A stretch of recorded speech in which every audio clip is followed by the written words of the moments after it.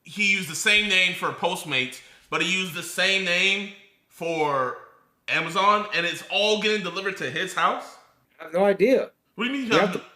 The prosecutors have to prove to me like this is the conspiracy, like it was all premeditated. You have to prove that. So okay, what would have to be proved to you?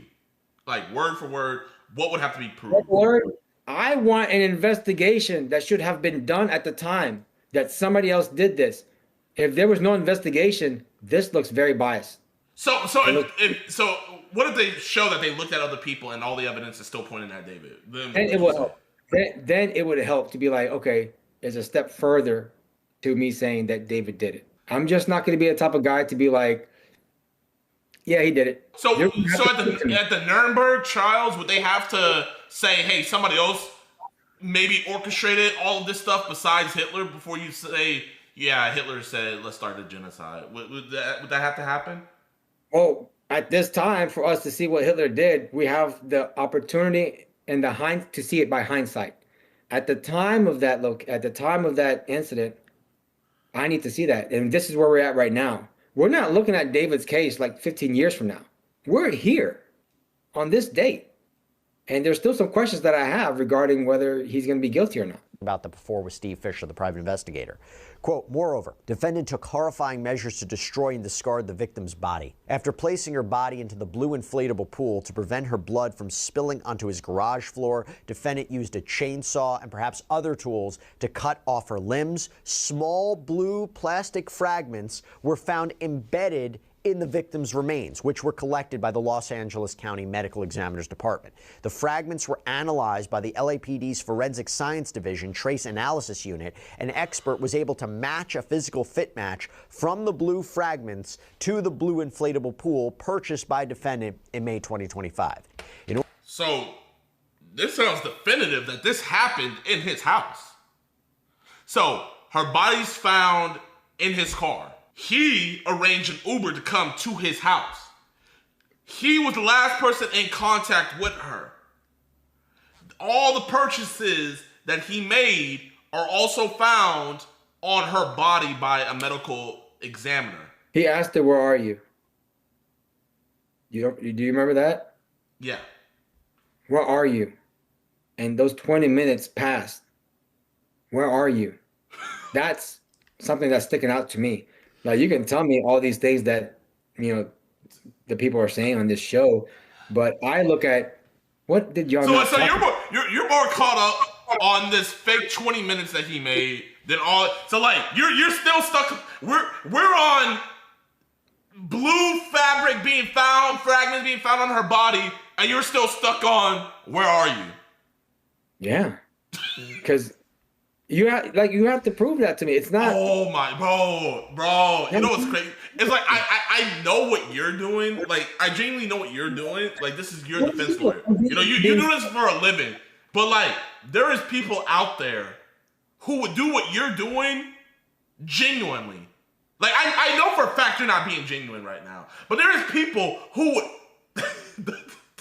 I'm genuine. I have never liked you. That was the fakest. Bro, oh my gosh, bro. This rage bait is amazing. He amputated her left ring and pinky fingers because her ring finger contained a tattoo of his name. Her fingers have not been recovered. Defendant then placed her head and torso into the cadaver bag he purchased. He placed her limbs into a garbage bag, which he deposited into his front truck. So the same bags that he purchased are the same bags found in his Tesla. Where are the fingers at, dude? Where are the fingers? Why do you need? What do the fingers have to do with it? That means the investigation was incomplete. If you cannot find the fingers, I need those. So you're telling me if I was missing my pinky nail on my right hand and they found my body, the investigation is still how is that incomplete? Like genuinely, like how? Like tell everybody how is that incomplete? Where did it go? Where did it go? How do we know that it was cut off by David? So she was just walking around with missing fingers? How do we know it was David that cut that finger off? What happened in those 20 minutes? Was it a couple gang members that rode up on her? And was just like, yeah, David didn't pay us our money when we protected him, when he was out in LA that one time. We're going to get this guy. gosh, bro. Am I wrong? Yes. Yes. You're wrong. That's very possible. Bro, you know what? You know what? Actually, David, you know what? David, you should hire Jayoma. Is this what you would argue in court? Yeah. David, hire Jayoma. Please, David, hire him. Incomplete investigations? Come on, man. We gotta hold these government authorities accountable to do a right investigation. Laying the cadaver bag on top.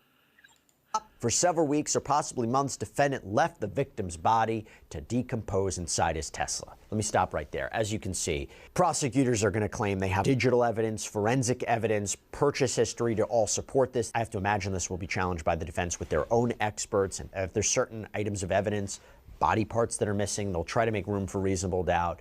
But it's really, you're seeing now how. I mean, you've already made a lot of room for reasonable doubt. So are you expecting his defense team to argue some of these same things that you are? No, I really don't. I'm the only attorney that thinks this way, and you know that. The way my mind works is 100% protecting my client no matter how bad shit gets. And so those attorneys, I don't know who they are. I don't know who they are. They all think differently. Every attorney thinks differently, but I do my cases my way. And I get the results that I want. How they are building this case and what they've been doing. I mean, Steve Fisher talked about, what was it, like 54 search warrants were issued in this case. And this, by the way, is all important because we always wondered, did David have help, right? This is a monumental alleged task, allegedly done by a 20-year-old singer by himself. But I will tell you, the filing does make you question if maybe, you know what? Maybe he did allegedly act alone. The filing states that David, quote, lied to friends, business associates, and others about the strong smell of decay in and around the home and the car. You know what's crazy? I was talking to the private investigator, and where the car was parked, he talked to the family that lives there, and they said they smelled a horrendous stench where the Tesla was parked. They thought at first that it was their dog, but once the car got towed, they didn't dig up their dog yet, and magically the smell went away. Let me ask you this, JiDion. How often do you check your trunk? Well, I have a Tesla, you know, when I go get groceries and stuff like that. So, at least twice a month. This might be a time that he never checked it. He had no idea that there was a decaying body in there. So you wouldn't be able to smell that? No. Why? They said that they found air fresheners all around the car, too. You don't know what this, like when there's a bad smell. Like, what does the dead body smell like? Do you know what a dead body smells? Well, obviously it smells horrible. That's why when it was at the tow yard, they called the cops. Yeah, I know, but like, what kind of smell? We know it's horrible, but how does it differ from the smell of poop? How does it differ from the smell of just vomit? So when you investigate, like, yo, what the hell? Did I forget some meat in my car? Did I forget? Like, would you not investigate? No, look, right now, I don't know David's sexuality. I don't know. I don't know if he's making out with transsexuals and they have butt sex in there and it smells like poop in there. I don't know. Bro! I don't know. What does that have to do with anything? That's what I'm saying. The smell can come from anywhere, is what I'm saying. It's just a possibility. It can come from him doing gay activities. And I'm not shaming anybody who's into that. It's just a possibility when it comes to this type of smell. Because from my understanding and my research, because I worked at that strip club and had a bunch of women and gay dudes there. They would tell me like it would stink if they had sex. So to them it's normal. So maybe to David that smell is normal. He did not know that it was a smell of a decaying body. Does that make sense? No. LAPD served the search warrant at the house after Celeste was identified. They reportedly found all sorts of evidence in the garage to support dismemberment, including biological evidence that tested positive for blood. They say it matched the victim's unique genetic profile, as well as the inflatable pool, which had these multiple, quote, linear cuts. And I want to go through the list of evidence that the state provides, which it says will be able to present at trial to prove David's guilt. Again, allegations, but let me go through this. And by the way, photos and videos of some of that evidence was released on X by private investigator Steve Fisher, who's been on this case from the beginning. He was hired by the owner of the Hollywood Hills home that David was apparently renting, who had a lot of questions about just what was going on at this property when Celeste's body was found. And the Tesla was allegedly connected back to the singer. But since then, I've spoken with Steve many times about what he's been able to uncover, and we're going to get to that in just a moment. But back to this evidence list. First, quote, The description of photographs depicting the victim naked, as well as while she was engaged with defendant in sexual activity when she was 13.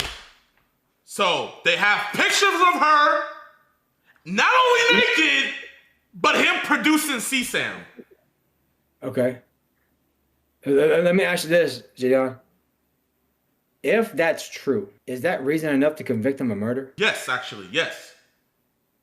You know why? What's the link? What's the link? Because she said, I'm going to expose your career. I'm going to expose you. So this would be the perfect motive of what he doesn't want to get out there. I don't see it. I don't see it. So if me and you were in that jury, me and you would be arguing back and forth, trying to come up with a decision whether we're going to vote guilty or not, right? Okay, here. We know for a fact that it was not only her and him, and it's them engaging in this, right? We know for a fact. I'm saying we should vote guilty. This is clear motive why he did what he did. Why are you gonna argue the opposite way? That investigation. The murder is too perfect. It's too perfect. 20 minutes passed. There's no other investigation for somebody else. That to me is reasonable doubt that somebody else could have done this. And I don't feel comfortable going to sleep at night where there's the actual murder that's out there. And we're just on David. Someone said, you schmiz donated 5, said keyword is beyond reasonable doubt. All of these allegations at this point, Jayoma is smart as hell to think this way as a defense. It's just the way I think. And because of that, I get the results that I get. As this evidence constitutes child sexual abuse material, the photographs themselves will not be presented. While all possible charges that could be proven were not filed, the CSAM is proof of their ongoing sexual relationship while the victim was 13 and 14 years old. I also do wonder if you're looking at potential federal charges here. Quote, facts. Wouldn't that be federal charges with him? Yeah. Possession of CP. But not even possession, but production. Yeah, production, possibly distribution if it's there, but right now, the focus is on the active case. If the Department of Justice files charges against them, which happens sometimes to my clients, I'm just like, okay, then we can move forward. You're going to hire me on the federal case and the state case. But this is important though because they're also charging him with. You say you. So would you concede on this as a defense lawyer, where it's like he did have a sexual relationship with her? Would you concede on that, knowing now that they have actual evidence of him and her in the videos, and it's clearly him and her? If it's true, right now, me and you, we don't see it. Let's say it's true. Would you concede as his lawyer? If it's him? Yes. Now I'll be like, dude, that looks like you. I'm not gonna lie. That guy looks like you. What do you mean that dude looks? What do you mean? So are you saying you would concede? Like, what are you saying? I would say if there is a video or a picture of him doing these sexual things with a minor, I'm going to tell my client that looks like you. That's it. I'm not going to say it's you. I'm going to say it looks like you. So would you advise you concede on this front, or would you try to fight it and go not guilty? We'll fight it. How did the cops get to that, to the material? Did y'all get it legally? How'd y'all do it? How do you know it's not AI? Even if it was AI, wouldn't that still be illegal? Yeah, it would be. It wouldn't be as culpable or as bad as like real life, you know what I mean? First text messages between defendant and the victim evidencing their sexual relationship, pregnancy, abortion, use of Plan B, emergency contraception. Messages through March 2025 prove defendant continued to manipulate the victim as she messaged, "All we do is have sex and just hang out. Man, I want more than that for myself." These messages were obtained from defendant's iCloud data. Defendant's cellular activity and communications derived from defendant's iPhone and Tesla, which demonstrate defendant's activities from April 22nd, 2025 to April 24th, 2025, including a trip to Santa Barbara County in the middle of the night after the victim arrived at his Hollywood Hills home. Surveillance video of defendant driving his Tesla on July 29, 2025 for the last time before parking the vehicle and leaving on tour at the end of July. So Steve Fisher shared the surveillance video after the hearing on X, reportedly showing the Tesla. Who the hell? One of the last. That looks like a black guy. Surveillance video after and leaving on tour at the end of July. Chat. So Steve Fisher shared the surveillance video. That looks like David to me. I don't even see a human being. It's like I can see his forehead right here, and then I see his hair right here. I see a shadow. And that's, I'm not saying like racial thing, but like I just see a shadow. I don't see a human being at all. I don't see eyes. I don't see teeth. I don't see noses. I don't see ears. That looks like a self-driving car. Go back. Play the video. Play the video. Am I lying, chat? Leaving on tour at the end of July. So Steve Fisher shared the surveillance video. So you say there's just a ghost? Elon went rogue and drove himself. I don't see a human being driving that car, JiDion. Like, am I looking at the same thing you're looking at? Are we looking at the same screen? Like, I don't see David at all. I don't see a human being, dude. After the hearing on X, reportedly showing the Tesla one of the last times it was driven. It's believed that Celeste's dismembered remains were inside that front trunk. And the list of potential evidence continues, quote, DNA evidence developed from blood stains collected from defendant's garage, which matched the victim's genetic profile, proof of defendant's... Whoa. DNA evidence developed from blood stains collected from defendant's garage. Wait. Did you just... Are you surprised that a person who lives at a location... they have a DNA of that person there? They live there, right? Wait, okay, wait, my bad. So of course you're gonna see. No, this isn't. This is the victim's DNA. This is the victim's blood. DNA evidence developed from bloodstains collected from defendant's garage, which matched the victim's genetic profile. Blood. Was she with him? Huh? Wasn't she with him? Hasn't she visited that garage before? So why is there blood downstairs? JiDion, I've been to your house. I think I bled a couple times at your house. Like, I had a cut in my hand and it fell like in the sink. I'm pretty sure you'll find my DNA there. How do we know it's at that time of the murder? How do we know that? I don't know that. Can the DNA expert testify that that blood is the result of that murder at that specific time, at that specific day? I don't think so. Collected from so how do you know it's from that murder? Which matched the victim's genetic profile, proof of defendant's Amazon purchases and deliveries to his residence, including 2 chainsaws, a body bag, an inflatable pool, heavy-duty laundry bags, a burn cage after April 24th, 2020. Bought all this after when the prosecutors say that he killed her. So coincidentally, after the murder, we're buying chainsaws, body bags, inflatable pools, burn cages, all after the murder. This is all like speculation. Like, oh, well, because of this, I think that he did that. Do you have a The video? body was dismembered. And no. The body, they already said that the way that the body was dismembered, it looks like it was done with a chainsaw. I need a video of the actual murder. If you don't have that, then you're asking me to rely on evidence around it. What if your client admitted to you that he did it, but he just wants to get off? Who said that? Like, let's say your client said, I did do it, man, but can you please get me off? Yeah, I'll protect him. 25. Steve also shared photos of some of these alleged packages. You can see the deliveries are addressed to Victoria Mendez. Not clear why David would allegedly use that particular name. Quote, proof of defendant's purchase and delivery from Postmates of a shovel from Home Depot to his home on April 24th, 2025. Uber records showing defendant's transaction where he ordered an Uber to pick up the victim from her Lake Elsinore home and transport her to his residence the night of April 23rd, 2025. Proof of defendant's lucrative career as a singer-songwriter prior to April 23rd, 2025. Defendant had an album release party on the night of April 24th, 2025 before embarking on an international tour in late July 2025. Text message exchanges between defendant and the victim on April 22nd and April 23rd, 2025, where the victim threatened to expose defendant and destroy his career. The prosecution has issued numerous subpoenas and is prepared to proceed with the preliminary hearing. Now, as I mentioned before, the court, again, decided to push this back. Dang, that's a lot of evidence against David. A lot. Where's the evidence for the investigation for somebody else? Where is it? It's missing. You know what? We don't need it because we got the right guy.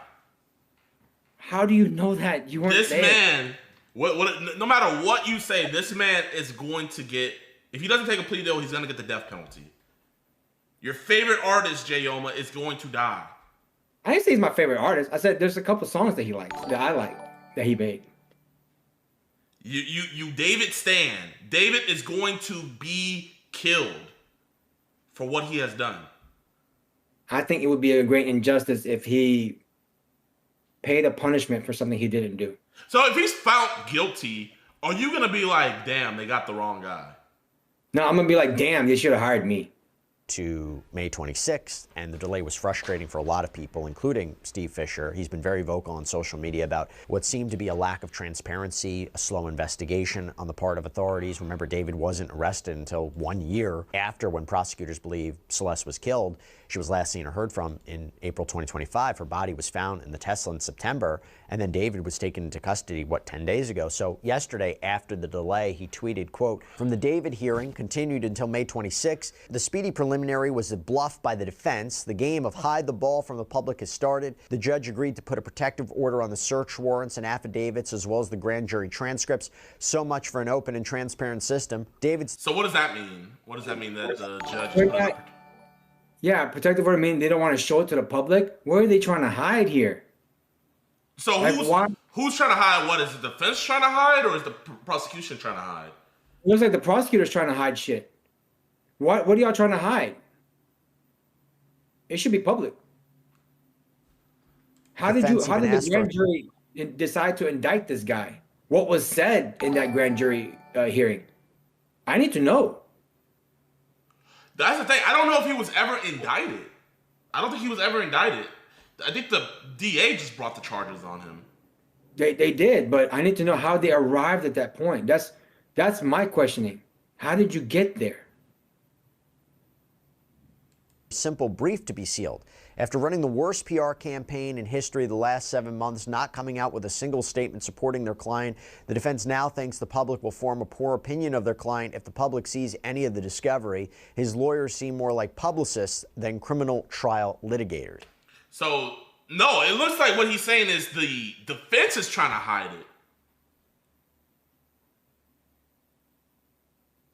I have no idea. It looks, I don't know. It says the speedy preliminary was a bluff by the defense. So he's saying that the defense is bluffing about trying to have a speedy trial. The game of hide the ball from the public has started. The judge agreed to put a protective order on the search warrants and affidavits, as well as the grand jury's transcripts. So much for an open and transparent system.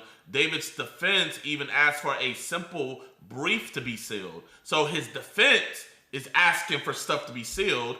After running the worst PR campaign in history the last 7 months, not coming out with a single statement supporting their client, the defense now thinks the public will form a bad opinion. So it sounds like the defense knows how bad this sounds, and they don't want people knowing about it. Okay, I misread that. So it looks like the defense asked for the search warrants and everything to be hidden. Okay? I think the only reason why I would do that is because if this case goes to trial, that means anybody in that community could be a juror. And if they're watching the news like how we are, they could be tainted by that. So as you can see right now, JiDion, we're talking, right, about what has been shown on this Law and Crime sidebar with Jesse Weber. Can you imagine if we were called to that trial as a juror? We already have a preconceived notion that he did this without actually seeing any real evidence. And that's dangerous. And I think the defense is trying to prevent that from happening because their minds will be skewed and they could bias the whole entire jury.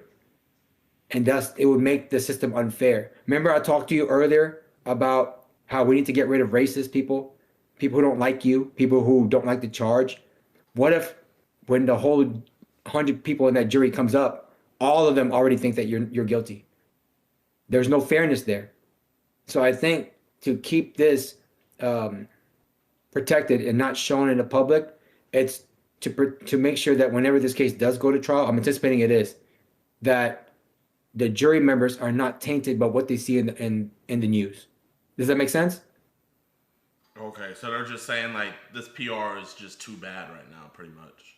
Right, because look how you're thinking right now. You watch this Law and Crime sidebar, you're already thinking he's guilty without actually being a part of it. Imagine if you were chosen to decide whether he's guilty or not guilty. If I was chosen, I would look at all the evidence. No, you already have a preconceived notion right now. You already think he did it. You're already saying he should take a plea right now. And you're just one person. Can you imagine? This video has been shown to millions of people in California. Those are potential jurors. And if they already have a preconceived notion that he did it, it's just as bad as somebody looking you in the face saying he did it because of his skin color. That's what me, as a criminal defense attorney, want to prevent, is somebody who already has a idea that you did it without actually ever hearing any evidence, without actually hearing me be able to cross-examine, meaning ask questions of the detectives who did a horrible investigation because they only focused on David and nobody else. Does that make sense? I can see where you're coming from. I can see. Hashtag. So this is what you would ask for this to be sealed as well?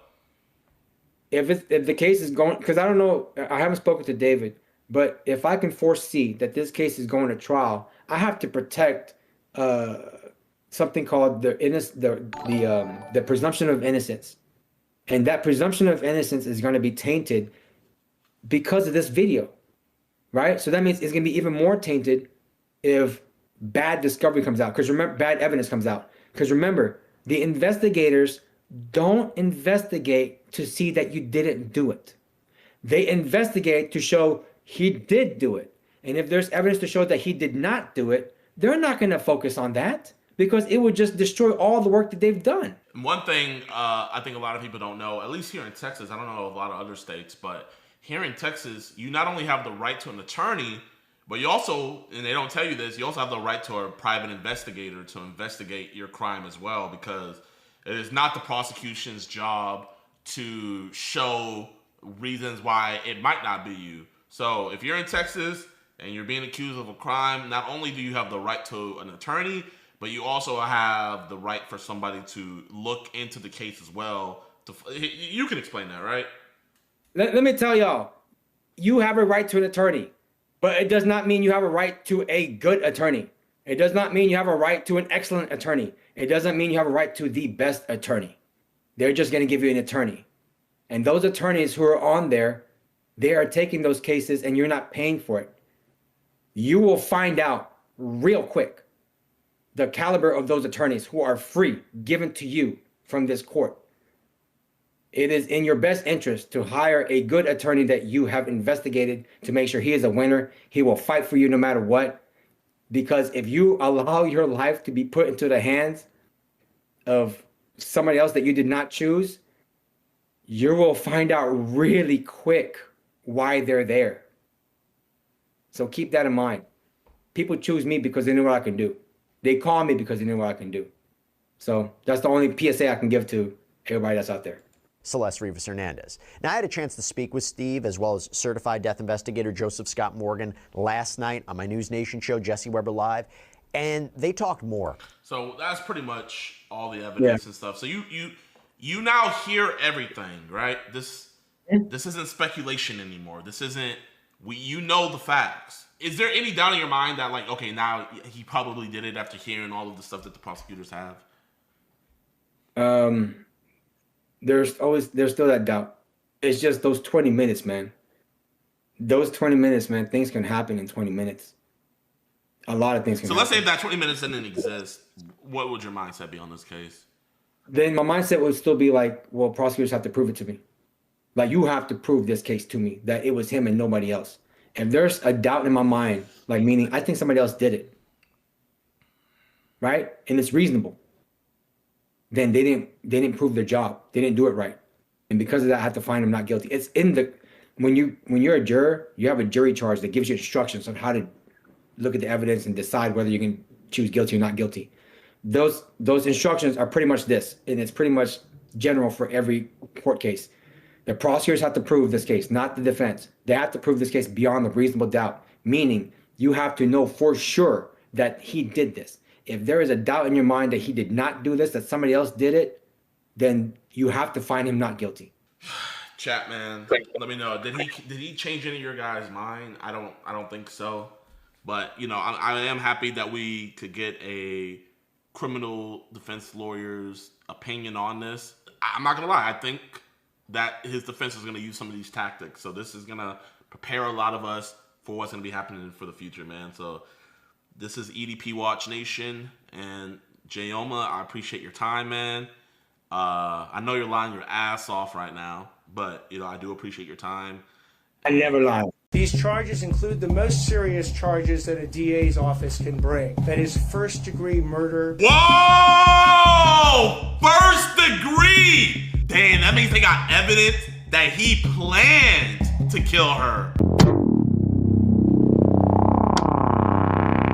Yo, what's good with your boys and girls, man? Today we are going to be reacting to this David case. The prosecuting and LAPD offices just had a joint conference going over all the charges that they hit David with, and that is so amazing. We're going to be reacting to all of that. And also, I just want to give you guys my opinion on some things. You know, this is a really sad case. Even though that this young, innocent girl was murdered, we also can't forget about the fact that she was also sexualized and abused by a grown man. From the timeline that the LAPD has given us, their relationship has been around since 2023, which would date her around the age of 11 years old when she first was being victimized by him, and then her untimely death at 14 years old by the hands of David. Now, the reason why I want to put an emphasis on that is because in this case particularly, I want to be honest with you guys, I do not think Celeste nor her family would see any type of justice if her perpetrator was not world famous David. If you have the circumstances of this exact same case and put it on anything else where the perpetrator is not famous, not known, not anything, I'm sad to say, but this case will probably be a cold case. And it should not be like that, man. It should not take for there to be a world famous superstar to murder and sexually abuse a child for these charges to be brought against. And even then, it took 7 months for it to come about. And what we're going to talk about in this video is I personally believe that the LAPD stronghold the district attorney's office and forced their hand into, hey, either you pressed full official charges on this dude or you're going to look horrible by letting him walk on Monday. But luckily, the district attorney decided to press the charges on David officially. They hit him with not only murder, but they also hit him with a bunch of sexual assault charges as well of a child. And they're also getting him with murder and a witness. So the prosecuting team really got creative with their charges, and I think every single one of those will stick, but we'll just have to wait and see. But without any further ado, we're gonna go on and get into my reaction. But before we do that, man, if you guys rock with what we do, if you rock with our mission and getting these sick, deprived people exposed and locked up, please be sure to hit that like button, get this video to 45,000 likes, and if you haven't already, subscribe, because that is our whole mission over here, is to expose everybody. It doesn't matter if you're a superstar or whether you work at a gas station. If you're a predator, if you're hurting children, you will be exposed here on EDP Watch. So make sure you hit that like button, subscribe, and share. Let's get into the video. This is David's mugshot. It just got leaked out to the public. Bro looks like a demon. I'm not gonna even lie. He has officially been charged. The DA went through with everything, and they just held a press conference. We're about to watch that right now, man. If they live stream this case, I will be doing live coverage of this, man. From what I saw too, they have been taking it very seriously with the rape of her. She was a minor, he was an adult. That fact also needs to be on the forefront. Not only did he murder her, but he also raped her. Good morning. My name is Nathan Hochman. I'm the District Attorney of Los Angeles County. Today, I am announcing the charges against David Anthony Burke, the musician known as David, in connection with the brutal and horrific murder of Celeste, a 14-year-old at that time. Bro, I mean, it's official, man. They're straight up saying it's murder, man. He is officially charged with murder. But let's see what else they hit him with, man. I'm telling you right now, I know for a fact they're going to hit him with a bunch of sex crimes as well. Because just on the small chance that they can't get him prosecuted for the murder, they got to hit him with those sex crimes and improper burial of a body and improper dismemberment of a body. You know, just on the off chance they can't get that murder charge to stick. These charges include the most serious charges that a DA's office can bring. That is first-degree murder with special circumstances. Whoa! First degree! Damn, that means they got evidence that he planned to kill her. Oh my gosh, that is huge. A lot of people were wondering, is this gonna be a manslaughter, second degree? It being first degree murder, they got something on him. They either got someone to turn on him or they got something big on him, and that is amazing news. That is first degree murder with special circumstances. The special circumstances being lying in wait, committing this crime for financial gain, or murdering a witness in an investigation. These special circumstances carry with it, along with the first degree murder charge, a maximum sentence of life without the possibility of parole or the death penalty. The determination on whether or not the district attorney's office will seek the death penalty will be made at a later time. Correct me if I'm wrong, y'all, but I thought California didn't have the death penalty. Alexa, does California have the death penalty? California has the death penalty on the books, but it's currently under a moratorium. Governor Alexa, stop. Because I think they haven't done a death penalty case in like 20 years. Whoa, okay. Before I get into the actual charges, and there are additional charges against Mr. Burke, including continuous sexual acts, lewd and lascivious sexual acts with an individual under 14 years old, and mutilating a human remains of a body. Okay. Before I get into the description of these charges and their seriousness, I want to look at this as a parent. I am a parent of 3 children, and a parent's nightmare is a situation where your daughter goes out one night and never comes back. As we will show in a court of law, and what I also want to make sure about that the understanding of these charges is clear, is my description of these charges is not evidence that we are going to present in court. These charges, in fact, will not be evidence in the court. Evidence will be the witness testimony, the documents, and different types of admissible testimony that we will admit into court in the prosecution, and if it leads to the eventual trial of Mr. Burke. Oh, so they flipped some of his homies. David has not been in the game long enough to bribe his homies to the fact to where they won't rat on him. Okay? You know, and bro, he's not even a street dude, you feel me? So that none of his homies are gonna be street dudes. So I suspect that they're gonna heavily rely on witness testimony more than physical evidence, me personally. Because with a case like this, it's not gonna be like everything's caught on camera, you know what I mean? And I would even go as far to say is, like, the only thing that they could probably show through text is maybe them talking about like where to put the body, or him having sexually charged conversations with Celeste. You feel me? I feel like that's really digital-wise what they have, but they're gonna have to just rely on physical. They're gonna have to rely on witness testimony to convince a jury of 12 people beyond a reasonable doubt that each and every one of these charges is true, as well as the special allegations and circumstances that have been alleged. So did anybody work with him? Now, back to this being a parent's nightmare. On April 23rd, 2025, has been alleged by the complaint, Celeste, a 14-year-old at that time, went to Mr. Burke's house in the Hollywood Hills. She was never heard from again. So April 2025. On September 8th, 2025, as alleged in the complaint, Miss Celeste remains, her dismembered and decomposed remains were found in 2 bags inside of a front trunk of a car registered to Mr. Burke. Okay, so May, June, July, August, September. So that's 5 months, chat, where her whereabouts, evidence, and all of this stuff was not seen from.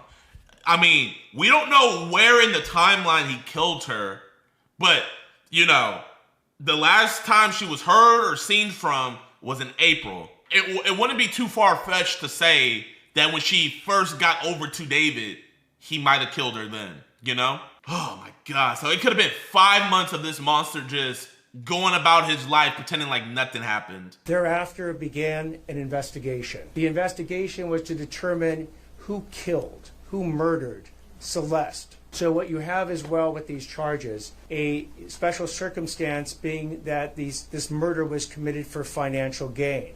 As the evidence will show in court. The financial gain was for Mr. Burke to maintain his very lucrative musical career. Wow. They're saying he killed her so that way he could keep on living the life he was living. You know what? I'm not gonna lie. A lot of people on TikTok were saying that. What does this mean? So pretty much what it means is he didn't want there to ever be a chance of her coming out saying, hey, David has been having sex with me and I'm a minor. He didn't want that to come out, right? So they're charging him with, he did this, he murdered her with special circumstance. So that's probably how they're getting him with the first degree murder. It's making sense to me now. Is that they're saying the reason why he murdered her is because he didn't want his career to go down in the toilet.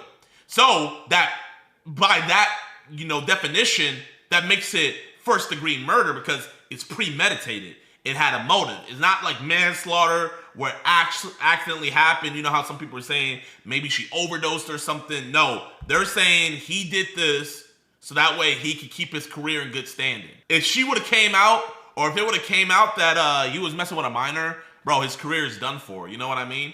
And he didn't want that to happen. Okay. That Celeste was threatening on that particular night. The third charge, in addition to lying in wait and for financial gain, is murdering a witness to an investigation. In this particular case, as the evidence will come out in court, the witness to the investigation was Celeste. And the investigation was into the lewd and lascivious sexual acts committed by Mr. Burke that is the subject of count 2 of this complaint. Wow. So they're also making her a witness. Dang, this is creative, chat.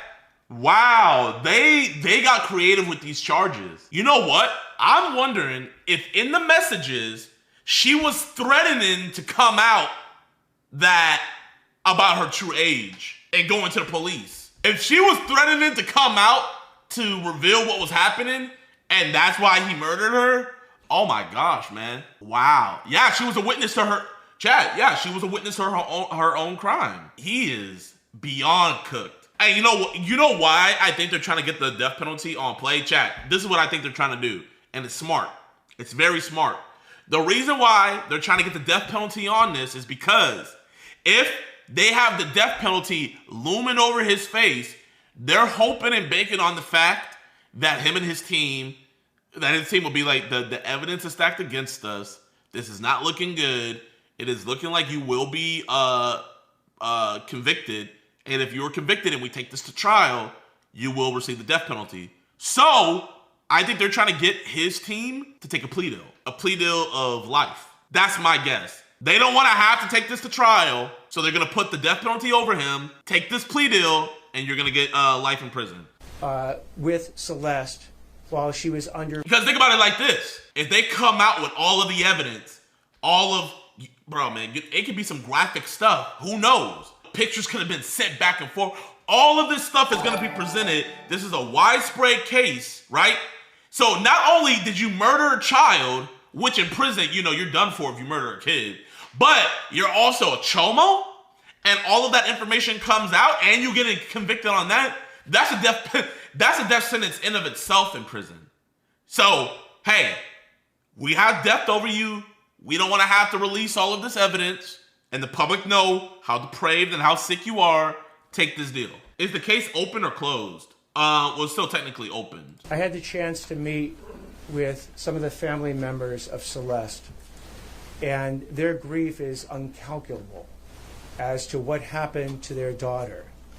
What they have demanded, what we have assured them that the district attorney's office working with LAPD would give them is the proof beyond a reasonable doubt on who killed their daughter, on how their daughter was killed, when their daughter was killed, and bring that killer to justice. That killer that we have now charged is David Anthony Burke. Wow, chat. They're straight up saying he's the killer. Not that he orchestrated it or anything. They're saying you did this, David. Wow. They got some heavy stuff on him, man. They got some heavy stuff. Okay, I see you, LA County. I'm gonna wait to see what the coroner's report says, and when they drop the coroner's report, we'll go over that. But what I'm getting at is, me personally, if I'm David's defense team, right? You gotta see how much of a coward he's. I'm putting him on suicide watch, right? I'm actually surprised he didn't off himself. I genuinely thought during this whole process, like, he just looks like the type of dude that would just off himself. So I'm putting him on suicide watch. Hey, you want to wait this long? You're gonna see this child through, okay? So I'm putting him on suicide watch, and then I'm also, if I'm his team, I'm letting him know we can't win this. There's no way.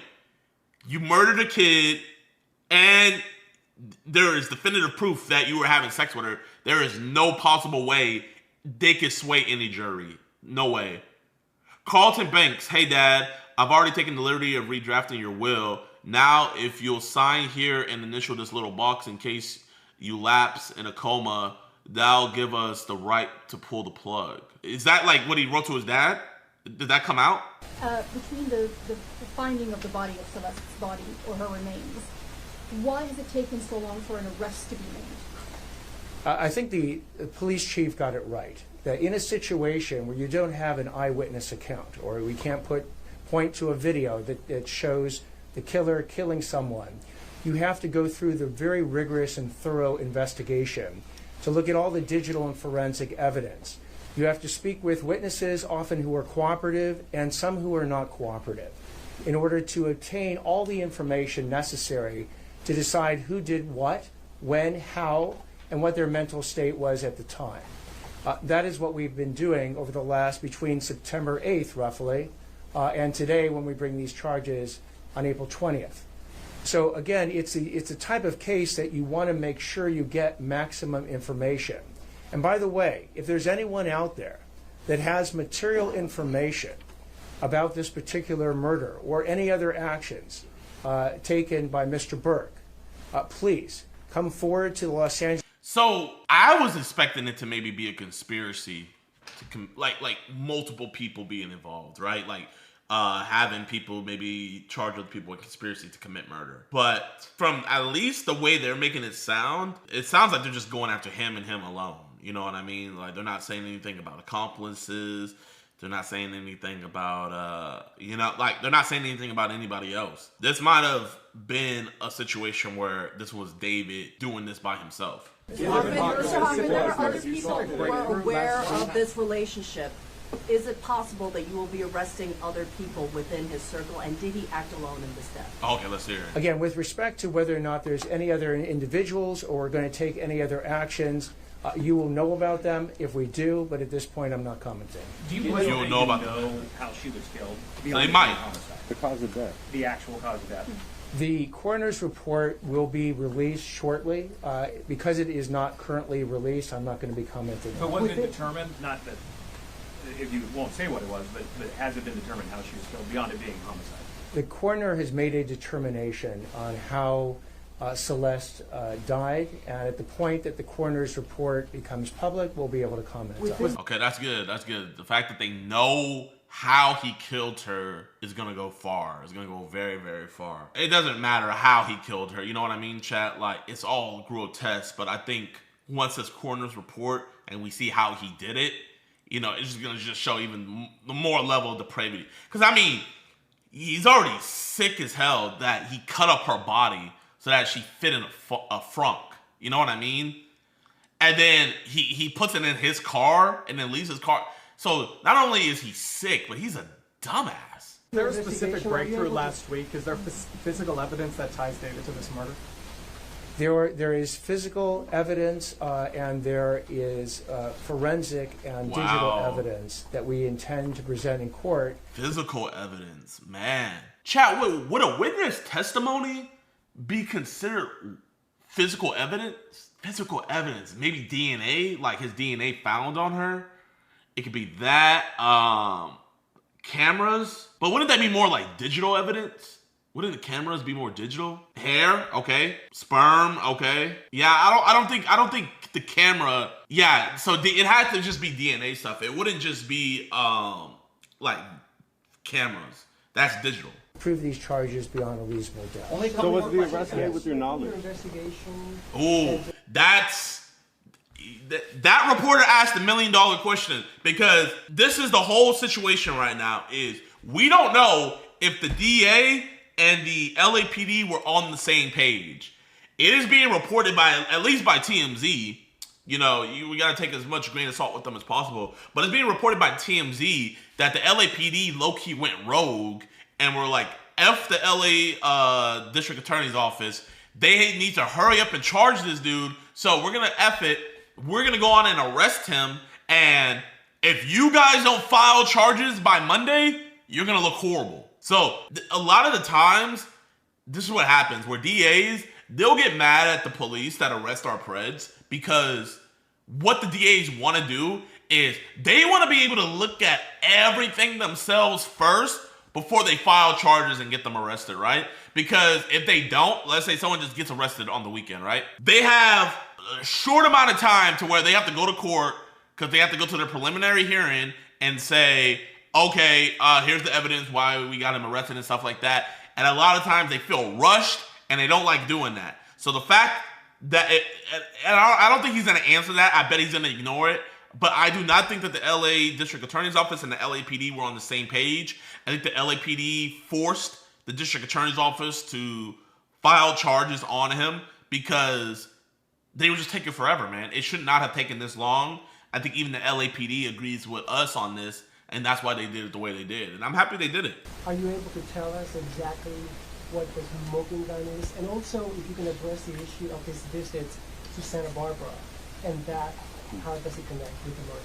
So with respect to the actual details of the evidence we're going to be presenting in court, I'm not going to do that today. As far as the concept of a smoking gun, the smoking gun is the totality of the evidence that we're going to bring to prove any case, whether it's this case or any case, beyond a reasonable doubt. Is there any evidence that you've used other underage girls that you investigate? An investigation is ongoing. If information comes forward on any with respect to any additional crimes, we will certainly investigate it. One more question. There's been so much discussion about the difficulties in this case. The chief talked about it as well. What makes you confident you can prove these allegations? What makes us confident is the totality of the evidence that has been obtained by the LAPD robbery homicide, by the work that the District Attorney's Office has done, that has led us to the point where we believe we can prove each and every one of these three charges and the special circumstances and the special allegation beyond a reasonable doubt. Why did you arrest him before you charged him? Thank you very, very much. Any comment on why we... Oh my gosh, man. I wish they would have answered his question. Yo, what's good, YouTube, man? Y'all, you guys see the title. I feel like this is probably one of the craziest things to come out of this entire David case, because as you guys all know, everybody in David's circle, everybody that was close to David, nobody has ever said anything. His management haven't said anything. Nobody in his family has said anything. No friends have said anything. Not even people in Celeste's life have even said anything. And I feel like with a case like this, especially when it has to do with a man much older, with a child and a child being harmed, you would think a lot of people would come out and say something. But finally, we do have something right here. This is the brother of David.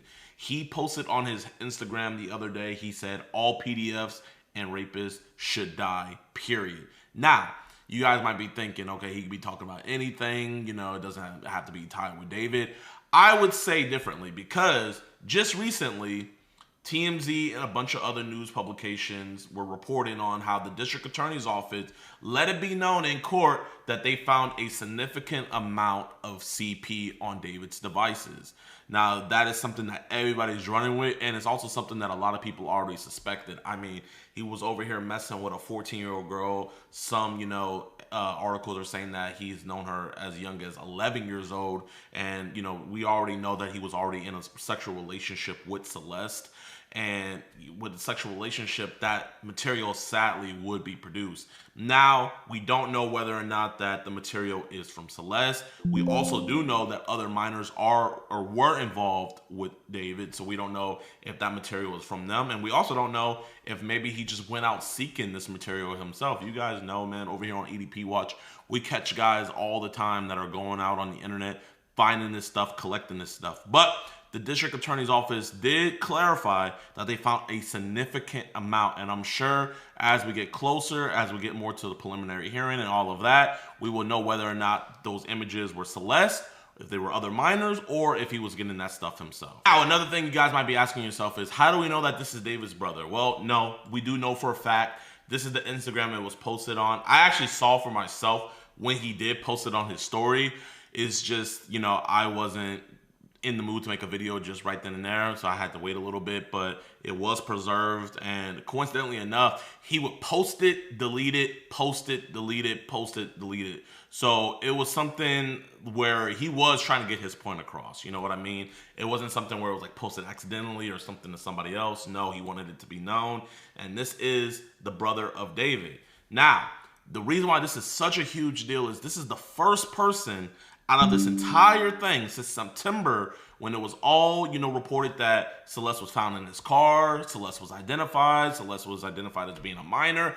After all of these things, this is the first time ever we have finally seen where somebody has taken a stand and said something about David. Now, here's another interesting thing about this case. So I can't confirm this fully, but this is some alleged footage from June 27th, 2024 of Celeste backstage while David was performing with his brother. Now, we already know that everybody pretty much in his circle knew about Celeste. Now, do we know if his brother knew of her age? I am not here to say or speak on that. I can't say. And even if he did, you know, it's still not my place to say because, you know, he's a minor. He's still a minor himself, man. He still has his life to live outside of David. But I thought this would be important to show as well. So we're going to hit play on this. So it's done backstage. So that is Celeste right there. You can see her, and this is David's younger brother right here. So we don't know fully if that's Celeste or not. It does look a lot like her. You know, this is alleged footage. The footage is real. We don't know if he ever met her or not, so I don't want to jump out on the gun. To me, that does look like Celeste, and we do know that David had her coming over to his house. He was bringing her on tour. We seen the stream clip where, you know, they were on stream when he was like, delete everything, delete everything.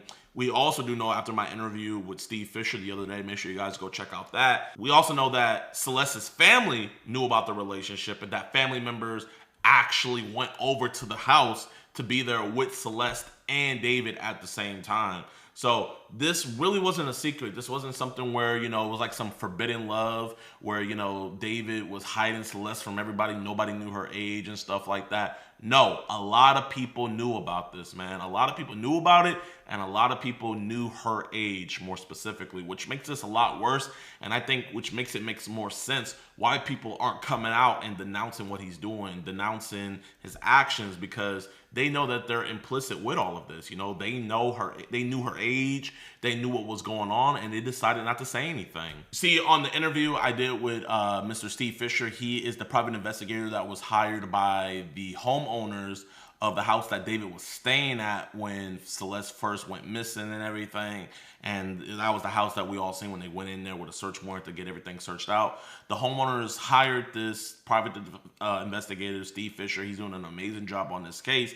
And this is actually something that he found himself, where he says right here, early in the case, I released information about an email that had been sent to David's manager, Josh Marshall, and another person notifying them that Celeste Rivas was a missing person. Josh publicly denied this in TikTok comments, claiming it wasn't true. If you guys remember, there was people saying like, hey, no, his management didn't know about it, and he was actually informed about it. And this was probably the only public comment that his management team ever made about the situation, where he went into a random TikTok comment and said, no, it's not true.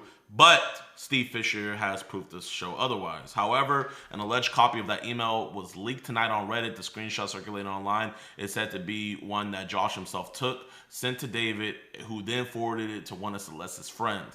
Now, I know he's saying alleged and stuff in here, but if you guys watch my interview with him, he did confirm that he has literal verifiable proof that not only David's management team got the message, but that David's management team sent this email over to David. And I'm gonna tell you guys what happened right after this email was sent over to David. So we're gonna read the email real quick. So it says this was sent on February 19th, 2024. So way before Celeste allegedly was killed, which was April 21st, 2025. And also way before her body was found and before any of us knew about this, right? So this is February 19th. And this was sent to David at mogul.vision. And this is the name of his management company. So right here, it said, there's been talk that the artist David possibly has something to do with the disappearance of 13-year-old Celeste Rivas. As you guys see, 13 years old. So this was when one of the first missing persons report was filed on her, and she was only 13 at this time, right? If that statement holds any merit, please do the right thing and take her home. Her parents are very worried. So you see right here, this is the missing person report. And at this time, she was still alive. She was still with us on Earth. But on this missing person report, it also lets you know her age, what she looks like. So this person wasn't a family member who sent this to the manager, right? Steve Fisher confirmed to me that this wasn't a family member. He didn't tell me exactly who it was, but it was somebody that was very close and worried. And the whole town where Celeste lived, they all knew pretty much what was going on, you know what I mean? So, but this is one of the only people that gave a damn to make something happen. And coincidentally enough, Steve Fisher confirmed on my interview with him that after this email was sent, right, the next day Celeste was brought back to their house, right? The next day, coincidentally, right after this email was sent, right after the management team sent it over to David, Celeste magically appears back at her home. Now, she didn't stay at the home very long because, as we know, she ran away again. But as we're also finding out is she wasn't really a runaway, you know? She wasn't really a missing person. We know that her family knew exactly where she was. We also know that her family went to go visit her at David's places. And we also found out recently that David had two houses. And coming to find out, the other minor that is coming out, letting us know about things, she's letting us know that at this other house where David had, one minor would be at one house and Celeste would be at the other. So this dude was literally trafficking these girls, man. Absolutely despicable. The fact that people are out here defending him. Back to the main point about David's brother, the fact that he is the first person in all of this that is the closest to David, is the first person that ever denounced all of this, is really sad, you know, when he's a minor himself and he's putting out here that this is wrong. But we have all these adults around David that were profiting thousands upon thousands of dollars, and yet they're still quiet. But y'all, I'm going to be keeping you guys updated with everything to do with this case, because this case hits really home for me for what we do here over at EDP Watch. So if you guys can, be sure to hit that like button, subscribe, and share this video. We're going to be giving you guys all the coverage. When this stuff goes to trial, we're going to be going crazy on the coverage for the trial and everything. And I'll see you guys in the next video.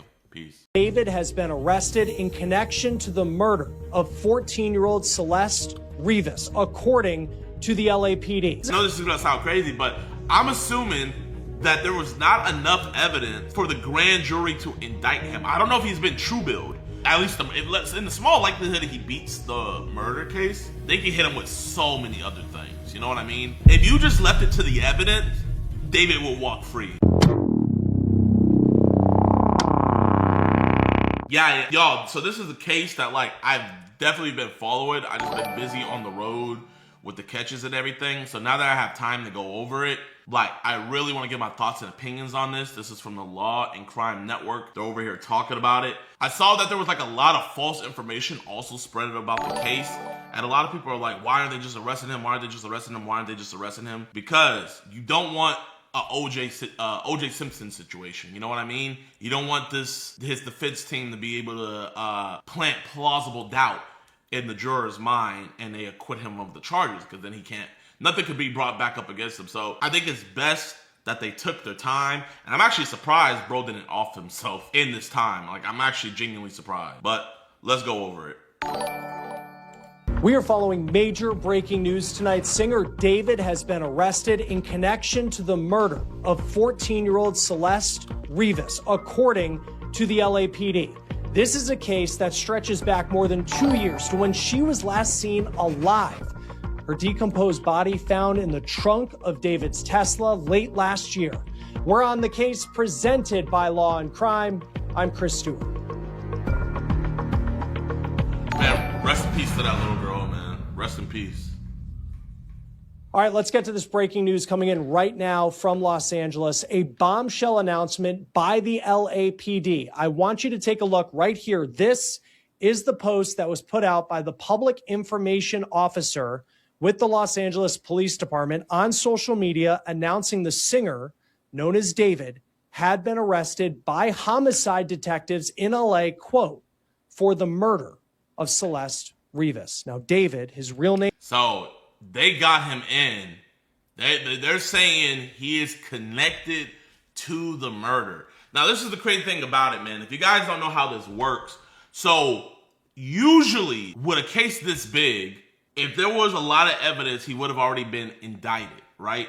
So he hasn't been indicted, meaning that the charges are officially stuck. Because for like the last 6 months, they've been battling with the grand jury. So I'm gonna explain, like, because I didn't know this either, but I just learned this all through preg catching.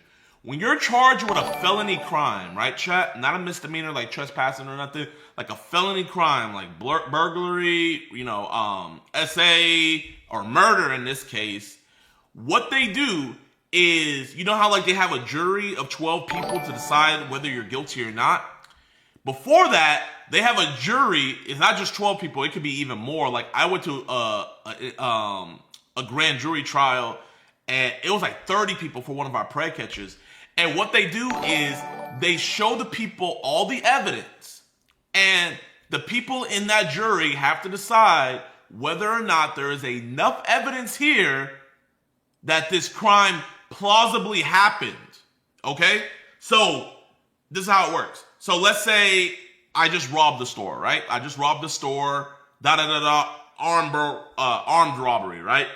What the prosecutor will do is they will show this grand jury of a bunch of people, like me pointing the gun connected to me, facial recognition, my car being there, all of this. They're going to show the grand jury all that stuff, right?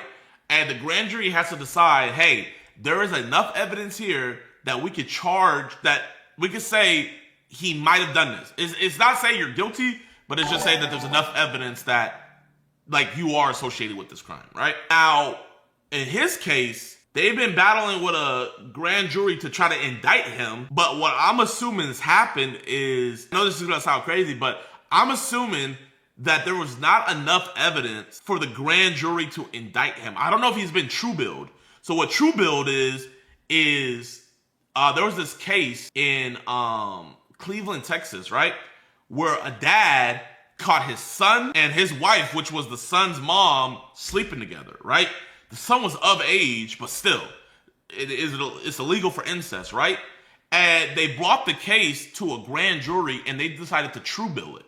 So I'm gonna just look up true bill so I can, like, I just don't want to talk about it. I'm gonna show you guys what true bill means. So true bill means. So this is what it means, true bill. So a true bill is a bill of indictment found by a grand jury to be supported by sufficient evidence to justify the hearing of a case, right?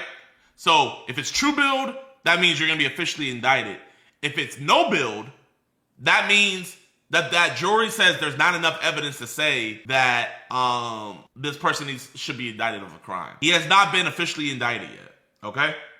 He hasn't been officially indicted yet, so that's just letting me know that the evidence might not be that high. I don't know what all they have, but the fact that the DA hasn't officially filed the charges and the fact that the grand jury hasn't true billed him is not a good sign. It's not a good sign to me. Name is David Burke. He is now being held without bond, and he hasn't been charged as of yet. The LAPD says that his case will be presented to the DA on Monday. So you see, he hasn't been charged yet, Chad, okay? He has not been charged yet. Chad, we can all just get arrested. You know what I mean? You can be arrested for anything at any time, but that doesn't mean you're necessarily charged until either the DA says you're charged or you've been officially indicted because a grand jury's seen the evidence, right? I believe that those are the only two ways to be officially charged.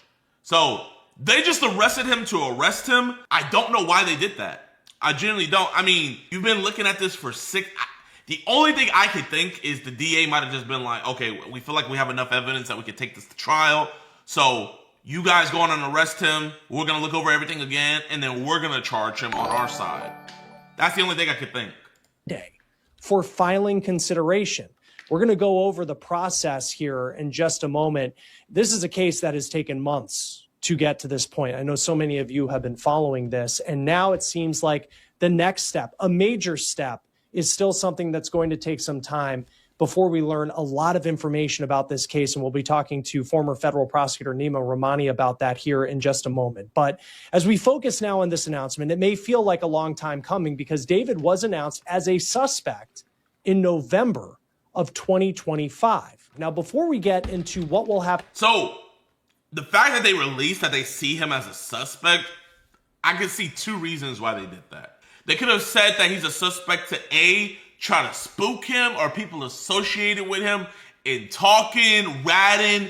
They probably had people following, tailing him. They want to see how he would react by saying he's a suspect. I can see that being one reason why they put that out to the public. Another reason I can see why they did that is because they were probably facing a lot of backlash from the public as well. Why aren't you guys charging this man? You know, the court of public opinion right now is that he did this without a shadow of a doubt. So to take some of that flack off them, they probably put that out there as well. I can see it. Next, I do want to get you up to speed on this case because it is one that has been going on in some ways months, in other ways years. According to the LAPD, this all started in September of 2025, and that is when officers responded to an impounded lot in Hollywood after there were reports of a foul odor coming from a vehicle, a Tesla. Now that vehicle, it had been towed days earlier after it was found on a street, abandoned, it seemed, in Los Angeles. Now police say that vehicle, that Tesla, it was registered to David Burke. And many people in the music community know him by just one name, David, D4VD. Now, when detectives searched that car, they found a body, and that body was later identified as a 14-year-old girl, her name, Celeste Rivas Hernandez. Rest in peace. Her body was in the front storage area of the Tesla. That's like the trunk of the vehicle, and it was in a state of decomposition. Yo, chat, I'm gonna be real. If you don't have a Tesla, like you guys don't really realize how small the front trunk is, right? Like I have a Tesla. For my people out there that have Teslas, the front trunk is super, super tiny. So the fact that they even fit her body in there, the front, is that is so scary. And the reason why they probably were able to fit it in there is because, you know, they found her body chopped up. But it's not like, chat, it is a tight space where they fit her body in. Position, law enforcement said. Investigators have said that Celeste may have been dead for weeks before she was discovered. The teen's mom told investigators that she was last seen and heard from in April of 2024. So here we are in April of 2026 with David now under arrest in connection to her murder. The last time she was seen alive, according to her mom, all the way back roughly 2 years ago. Her mom also added another point about her daughter, and it was that she had a boyfriend named David. Now, by late 2025, sources were telling ABC News that David was being considered a suspect in the case, but no charges had been filed. Yet behind the scenes, a grand jury had been hearing evidence in the case, including Burke's reported travel to the Santa Barbara area of California during the spring of 2025 and a search of the Hollywood Hills property where he was reportedly staying, and reports of a high heat burn cage found at that location. Then we go to January of this year, 2026. David's alleged close friend, a man named Nia Langston was arrested in Montana for failing to appear as a witness in a Los Angeles grand jury investigation. And a week after that, Langston was spotted entering a Los Angeles courthouse and reportedly testified before the grand jury. But since then, for the most part, frankly, crickets in this case. No real developments, of course, until now. Joining us now to talk about this. So, chat, notice how he didn't say that grand jury decided to true bill him. You know, I'm gonna be real, man. Like, if they had more solid evidence, bro, he would have been up out of here, you know? Me personally, if you ask me, I do think either he did murder her or has something heavy to do with it, right? But the fact that it's been drawn out this long just lets me know either he covered his tracks really, really well, or it was such over a long period of time, the police can't find enough to have everything stick solidly. You know what I mean? So the fact that they're arresting him now, and, you know, he hasn't even been true billed and all of that. And you know what I mean? Like, I'm nervous that the LAPD is just going to hope that they can BS their way through this trial. I am nervous about that. I think that they might be, I think that they might try to BS their way through this trial and go off the fact that David was with this young girl. He was found in his car, and they're going to hope that the jury agrees with them. And to a lot of people, that's enough. But, you know, when you have a jury of 12 people, you have to prove beyond a reasonable doubt. And David has a lot of money. He could get a good lawyer, put a lot of reasonable doubt in the timeline. You know what I mean? Breaking news. Former federal prosecutor Nima Rahmani, president of West Coast Trial Lawyers. Always great to have you on Law and Crime. Big story out of Los Angeles tonight. Just what's your reaction? Because we have been covering this for so long about David's arrest. Chris, my reaction is better late than never. I think this was something that we've all been expecting. When a body is found decomposing in the frunk of your Tesla, and you see, chat, that's the frunk right there. So if you don't know how Teslas work, you have a storage in the back and you have storage in the front. But the storage, because there's no engine, obviously, but the storage in the front is very tiny. Has been a young girl who's been missing for quite some time, and there's plenty of evidence that she ran away with you or a member of your entourage. I think there was a lot of evidence here pointing to David, and really the question was, what really took so long? And I think my initial reaction is, you know, I live and work in LA. I respect law enforcement. That things can move slowly here. But I think this investigative grand jury, I think, really is the answer. I think the DA wanted to lock in some members of David's inner circle to make sure that they cooperate, they don't go sideways at trial. And I think that's what they were waiting on before they ended up arresting. Okay, so this is also how it works. So at least this is how I know, right? You can have it to where APD investigates something, right? The regular police department, sheriff department, whatever, they turn it over to the DA review it, and they decide whether or not they're going to press charges.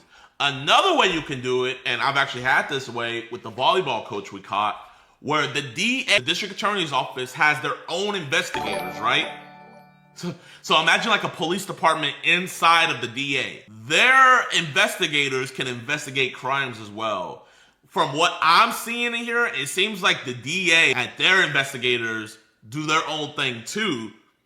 And it seems like they're gonna just be going off of witness testimony. It seems like this is gonna be one of the things where you're not gonna be able to, if you just left it to the evidence, David will walk free more than likely.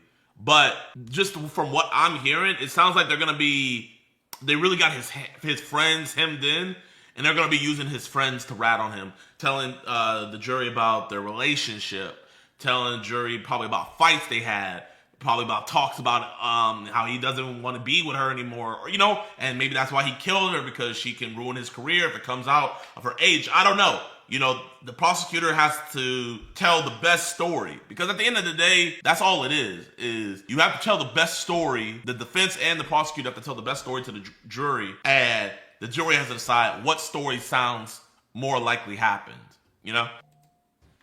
So the announcement that came from the LAPD's PIO account says he's been arrested in connection to the murder of Celeste Rivas. And then it says that he's being held without bond.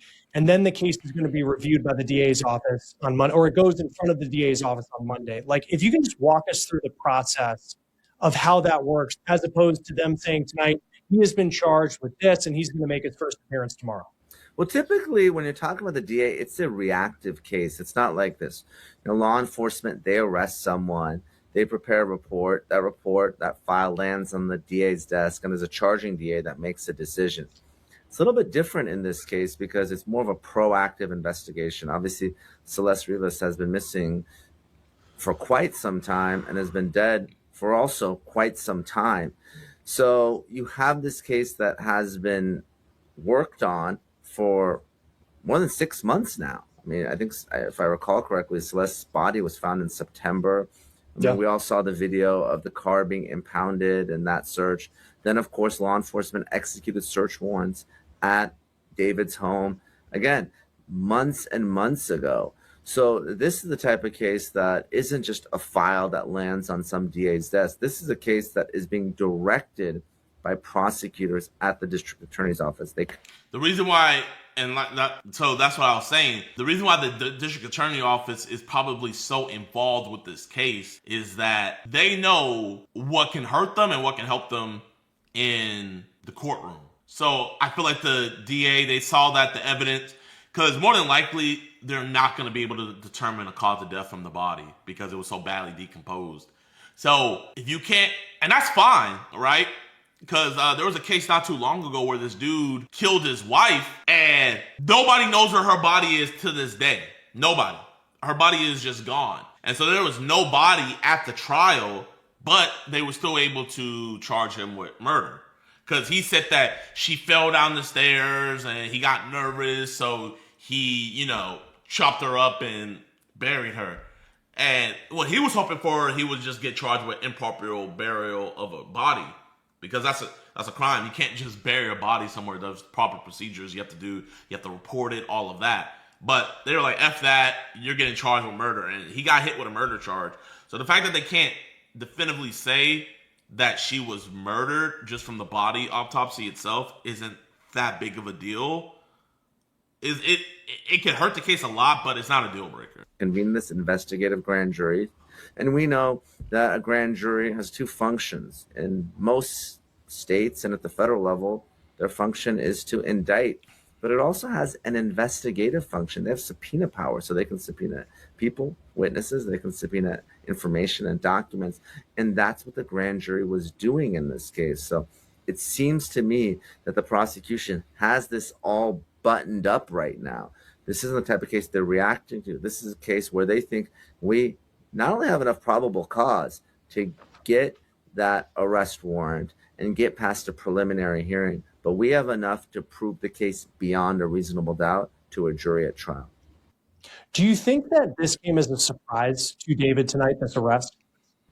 I think given how long it's taken, maybe folks had forgotten about it, but obviously there's been a lot of attention on this case and frankly, a lot of negative media attention. Again, I sit here in LA and a lot of folks are asking, what is LAPD doing? How could a young girl be missing for so long? How could her teacher give an interview saying that she ran off with someone named David? How could her body be found in the trunk of a vehicle? I mean, even if it was an accident, that in and of itself is potentially a crime. So why haven't any arrests been made? I would do a catch. And I think really now we're going to know the answer very soon. I think the information is going to come out. We're going to have a lot more of the evidence, whether it's witness testimony, cooperators, whether it's electronic evidence, cell phones, social media. There's a lot of people watching. Social media, sleuths, detectives, they've followed that digital footprint, right? And they've seen, pictures. Bro, I mean, freaking TikTok damn near solved the case, man. Finding old live streams of her in there, finding photos of him meeting up in the town where she's from, where like some of her friends took pictures of him, So if that's what TikTok found, imagine what detectives found working behind the scenes. You know what I mean? Now, the only thing you got to try to like the thing that's gonna probably get this all in motion. And probably what had happened is maybe his friends ratted on him. This was the night he killed her. Maybe he had one of them drive her somewhere. You know, I don't know if there was any surveillance video of where the car was left the first time before it got towed to that parking lot. But you know, if they found ring camera footage pointing and seeing who got out of that car, you just find out who that person was. Hey, we'll give you this lighter sentence if you tell us what happened. He's like, David said this, do this, and then, you know, now we're here. So, you know, in the small likelihood that he beats this case, I mean, freaking, at least in the small likelihood that he beats the murder case, they can hit him with so many other things. You know what I mean? But I do think that they got him. I'm just curious why they didn't get just a regular indictment. Maybe they didn't want things leaking, but I don't think it would have. I really wonder. On social media, the two seemingly together. And I think all... Yeah, the Tesla footage. I didn't even think about that. You're right. Footage on the Tesla. Yeah, that's actually a pretty good one.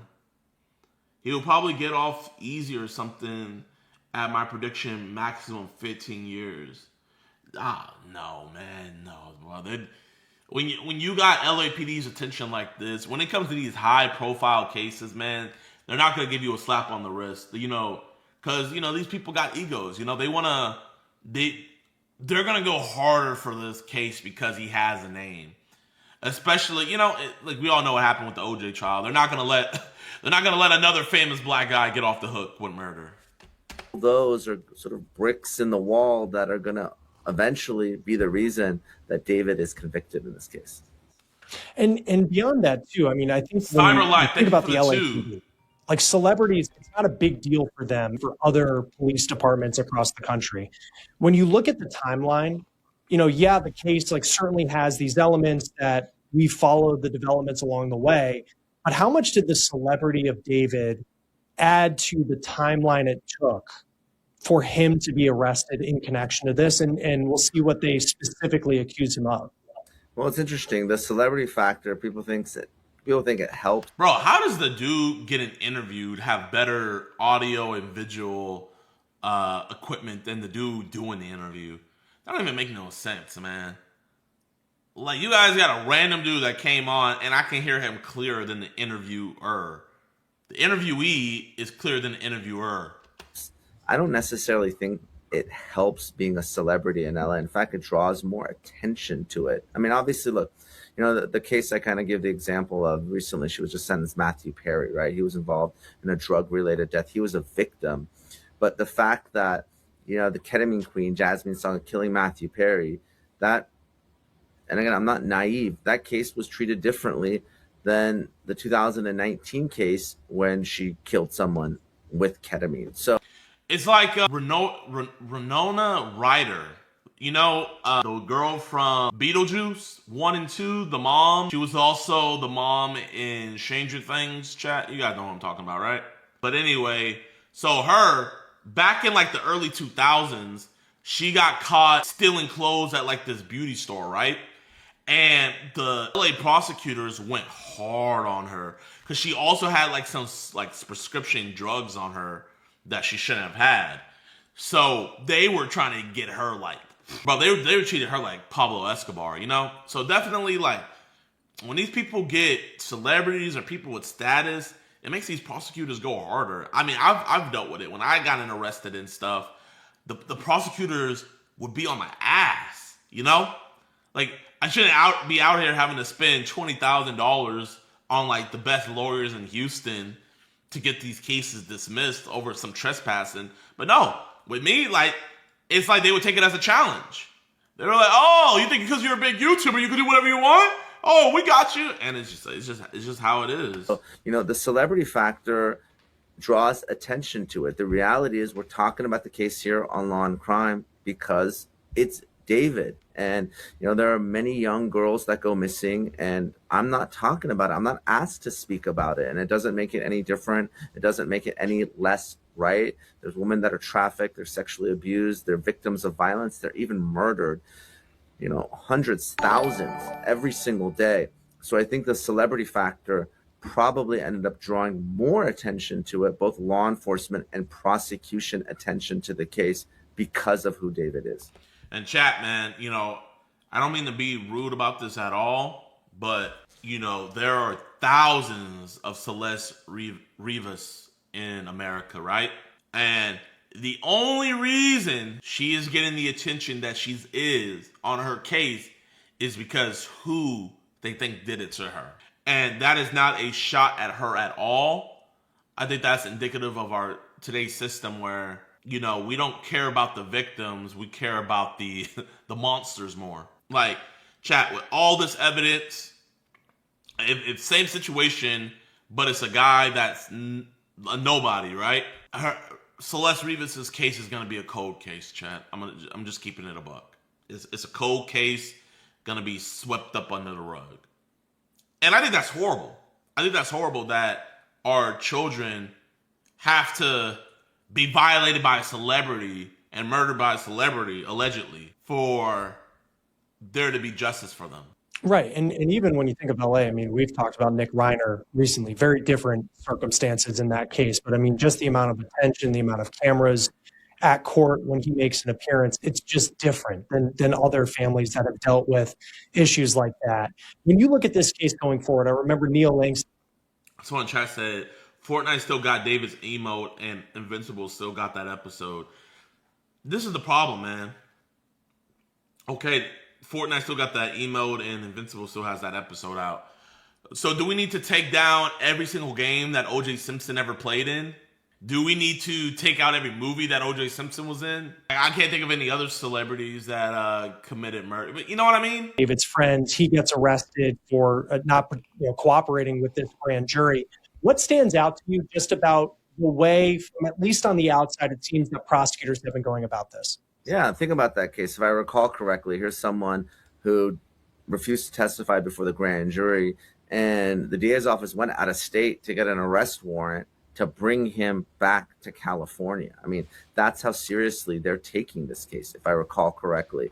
So this isn't any other case. This isn't any other runaway. This isn't any other young girl who is the victim of violence. I mean, this case has been treated differently, as it should. Look, I wish LAPD had unlimited resources and time to go after all these cases, all these young girls. Their lives matter, and it's sad that this is unfortunately a tale that's all too common. Obviously, we don't know what happened here. We don't know if it was an accident. She was murdered intentionally. She overdosed. She was trafficked. I mean, there's all sorts of speculation out there. I don't know exactly what happened. But what we do... I mean, no, she definitely was trafficked. I mean, he had her running away, all of that. It's the whole thing of, how did she die? What do you guys think? You know? Were they doing drugs around the fireplace and she overdosed? Did he get in a fit of rage and kill her? Did one of his friends kill her? Did she just die of natural cause? Who's to say? No, this is a young girl that was missing for quite some time. She had run away at least once before, and it took a very long time to find her. So I think during that time period, there's going to be a lot of evidence. Obviously, we've seen some of the video evidence the last time she was seen. Again, I expect there to be a lot of digital evidence. It's going to be a strong case, I think, when it's all said and done. And when it comes to just kind of how the mechanics of the whole situation works out. So if he's arrested tonight, he's being held without bond. He hasn't specifically been charged with anything. And then you have, you know, on Monday, it's going to go in front of the DA. Like, how are you able to hold him for that long a period of time, even through the weekend, potentially? So, yeah, these Thursday arrests oftentimes end up with a Monday arraignment because of the time period. Typically, you have about 48 hours to be brought before a judge, but it ends up being the next court day. So that's why the initial appearance will likely be on Monday, where David will be arraigned on the charges. Those charges will be read aloud in court. Expect his lawyer. I think he already has a lawyer based on some of the statements that were made last year. Expect his lawyer to enter a not guilty plea, and then the process starts. again, if it's a grand jury indictment, which is not typical, there won't be a preliminary hearing. But usually here in LA, the district attorney proceeds by a complaint and a preliminary hearing. And again, just because there's a grand jury, I believe it's just an investigative grand jury. They'd have to convene another grand jury to indict. And I don't think that's what they're going to do. Typically what they do is in LA, they charge on a complaint. Then after some period of time, there has to be a preliminary hearing. And at that preliminary hearing, the judge determines whether there's enough probable cause to move forward to a full-blown jury trial. So the DA will present some limited evidence, usually through a handful of law enforcement witnesses, and this process is going to get started. And that was kind of my next question, because we don't know specifically the cause of death. You know, at this point, you know, we know the state at which her body was found, sadly, but then we also don't know what the charges specifically he's going to face. How much may we learn, knowing how much in LA and in California when it comes to, I think of a state like Florida, and you can find the probable cause document online. How much might we learn on Monday if that's when he's arraigned on something? Well, I think we're going to learn a lot. Obviously, the nature of the charges. So you have first-degree intentional murder, you have special circumstances, you have second-degree murder, you have manslaughter if it's an accident. Obviously, there might be charges related to moving the body. Are there going to be potential sex charges? I mean, I think that would be obviously very important.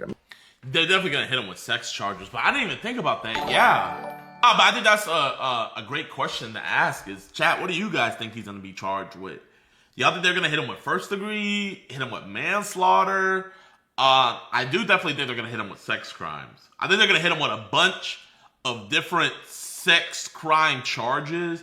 If they did a dump on his phone, I mean, you know, if he had any nudes of her, man, they can get him with CSAM, production of CSAM. They probably had his friends maybe even admit that they have seen or heard him say that he had sex with her. Pagey, thank you for the sub. Man, I'm gonna just be honest, man. I don't think you can hit him with first degree murder. I really don't.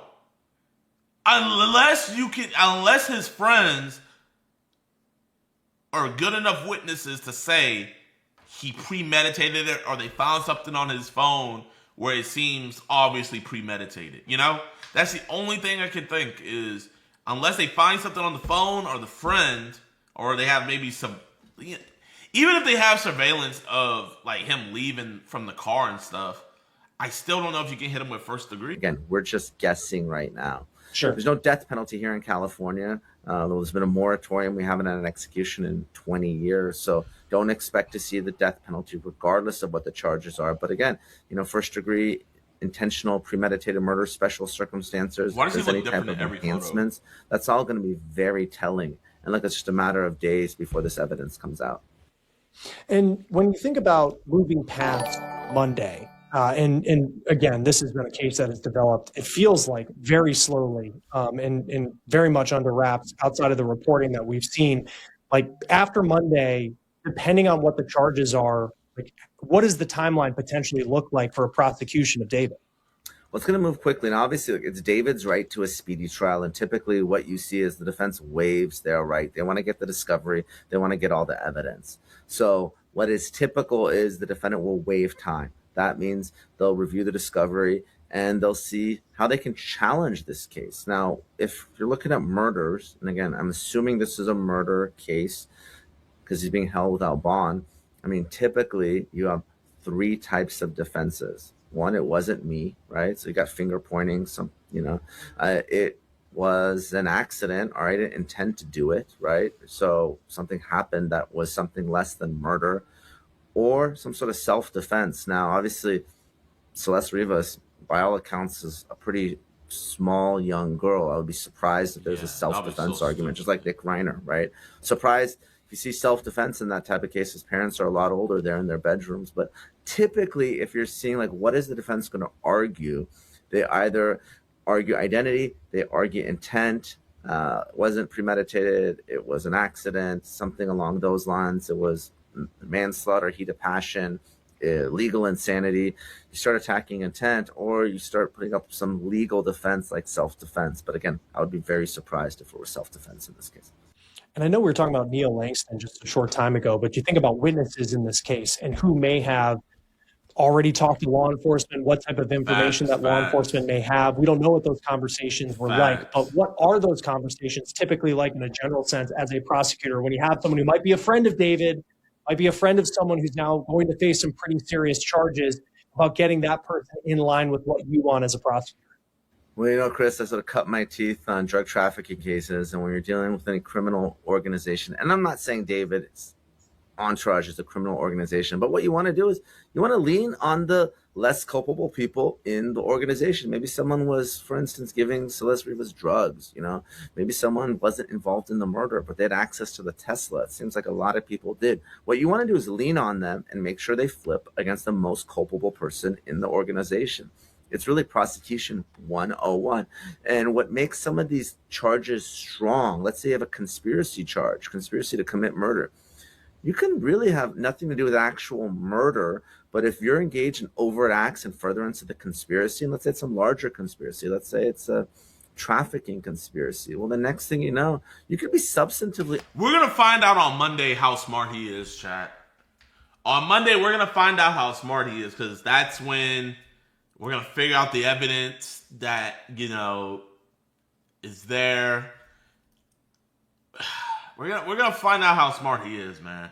If I'm hearing those charges and they're going crazy on him with the charges, that just lets me know either someone snitched or he was horrible at covering up his trail, or a little bit of both. I think the only